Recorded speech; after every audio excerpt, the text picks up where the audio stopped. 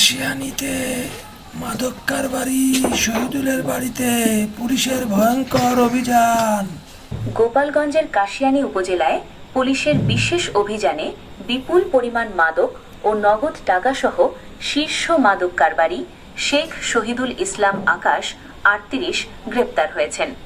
গোপন সংবাদের ভিত্তিতে সহকারী পুলিশ সুপার নাফিসুর রহমানের নির্দেশনায় এবং কাশিয়ানী থানার ওসি মুহাম্মদ মাহফুজুর রহমানের নেতৃত্বে পশ্চিম রাতইল এলাকায় অভিযান চালানো হয়।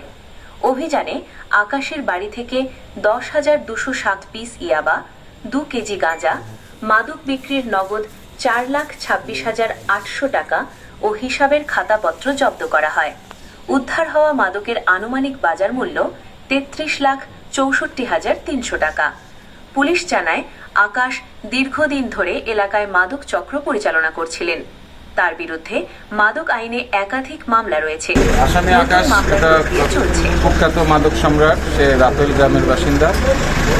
তার নামে ইতিপূর্বে আরও ৬-৭টা মামলা আছে, আমাদের রেকর্ড পর্যন্ত দেখেছি। এবং গত রাতে আমাদের সিনিয়র সহকারী পুলিশ সুপার, আমাদের মুক্তিপুর সার্কেল স্যারের নেতৃত্বে আমরা সকলে একটি অভিযান চালাই এবং এই অভিযানে তার নিকট থেকে তার বের করে দেওয়া মতে তার ঘর থেকে ১০,২০৫ পিস ইয়াবা ট্যাবলেট এবং ২ কেজি গাঁজা সহ মাদক বিক্রির যে টাকা ৪,২৬,৮০০ টাকা, এটা আমরা উদ্ধার করি।